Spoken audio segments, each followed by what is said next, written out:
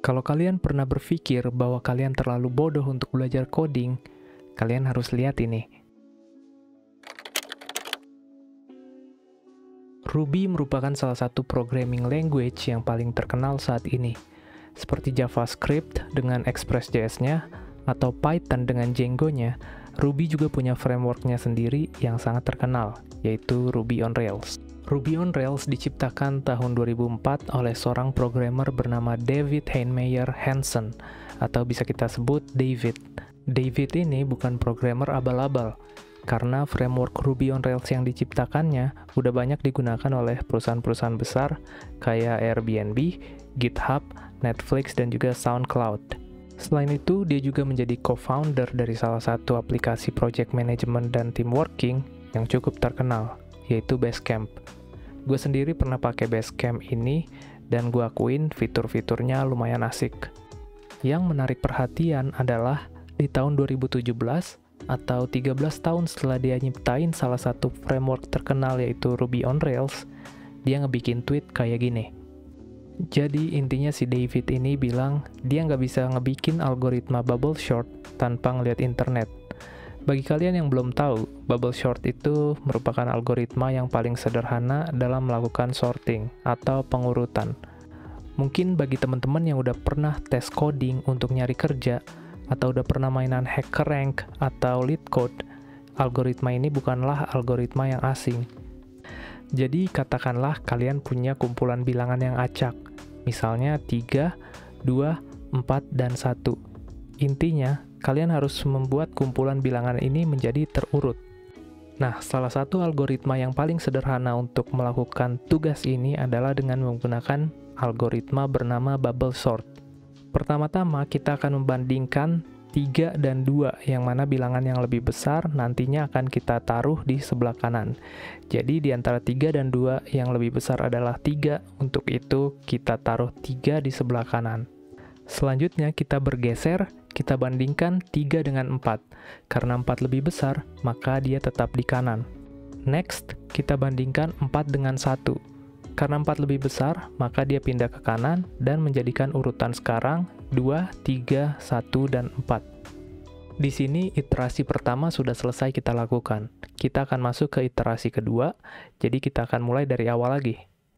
Karena 2 dan 3 sudah berurutan, kita bandingkan 3 dengan 1, yang mana karena 3 lebih besar berarti dia pindah ke kanan, menjadikan urutan sekarang 2, 1, 3, dan 4. Selanjutnya kita bandingkan juga untuk 3 dan 4, dan karena sudah sesuai urutan, untuk itu iterasi kedua sudah selesai. Selanjutnya kita masuk ke iterasi ketiga. Di sini kita bandingkan 2 dan 1, yang mana berarti 2 pindah ke kanan karena dia lebih besar.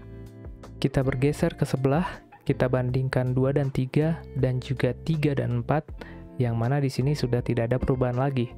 Maka dari itu, setelah iterasi ini, angka sudah berurutan dan algoritma kita anggap selesai. Gue sendiri sih pernah dapat soal kayak gini dalam sebuah coding test, dan gue bisa nyelesainnya.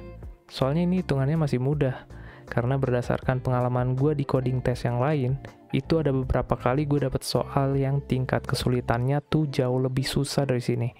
Yang mana pernah gue dikasih waktu 3 jam untuk nyelesain soal, tapi tesnya itu gue tinggal di menit ke-20, karena ya gue nggak tahu lagi mau ngapain. Gue nggak ngerti sama sekali. Gue dulu sempet mikir, ini gue apa terlalu bodoh ya? Kalau gini aja nggak bisa, gimana gue bisa cope nantinya dengan cepatnya perkembangan teknologi? Dan ini jujur aja ngebuat gue lumayan down saat itu. Tapi nggak lama dari situ, gue ngeliat suatu artikel yang ngemuat tweet si David tadi.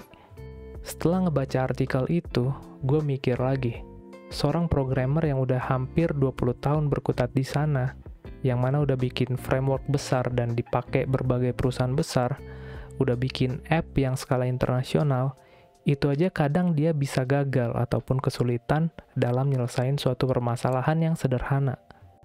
Jadi, kenapa gue harus galau kalau gue nggak bisa ngelakuin suatu task di dalam coding? Atau gue gagal dalam sebuah coding test? Toh pengalaman gue juga emang masih sedikit. Jadi wajar aja nggak sih? Yang bikin makin menarik dari tweet si David tadi, keluarlah ratusan programmer lainnya yang bikin confession sejenis. Kayak si Tim Dirks ini, dia merupakan lead di Google dengan pengalaman lebih dari 30 tahun. Dia confess bahwa dia harus ngeliat Google untuk cari tahu tentang length suatu string di dalam Python. Padahal kan itu suatu hal yang sederhana ya. Bahkan orang-orang yang baru belajar Python pun harusnya tahu tentang cara mendapatkan length suatu string. Terus ada juga nih, seorang programmer bernama Andy, yang mana dia bilang dia udah membangun dan juga menjual beberapa software companies, tapi dia masih nggak tahu caranya untuk mendeklar sebuah skema database tanpa melakukan googling. Terus ada juga seorang programmer yang bernama Todd, yang mana dia bilang kalau dia pernah gagal dalam interview data structure. Tapi hal itu nggak membatasi dia untuk membuat software yang berguna untuk masyarakat. Dan hal ini dibarengi dengan ratusan confession dari programmer-programmer lainnya. Kalau kalian tertarik untuk ngebaca confession itu, kalian bisa langsung ke link tweet yang gue cantumin di bawah. Jadi kita balik lagi ke topik utamanya. Kalau kalian pernah berpikir, apa kalian terlalu bodoh buat belajar coding? Jawabannya adalah iya. Tapi dengan catatan, siapa sih yang enggak? Kita harus mau ngakuin bahwasanya kita manusia emang punya kapasitas yang terbatas. Kita nggak mungkin bisa hafal semua sintaks atau algoritma yang ada. Otak kita yang bodoh ini pasti butuh bantuan. Makanya ada yang namanya dokumentasi, Stack Overflow, YouTube, dan juga Google. Bahkan kalau kita lihat di text editor juga dibuatin tuh buat kita. Syntax highlighting, shortcut, toolkits, dan plugin-plugin yang mana fungsinya semua untuk membantu kita yang bodoh ini untuk menyadari kesalahan kita dalam penulisan sintaks ataupun algoritma. Karena emang kita nggak bakal bisa ngapal semua itu. Seperti yang dibilang sama foundernya FreeCodeCamp juga, yang namanya Quincy Larson, dia bilang kayak gini.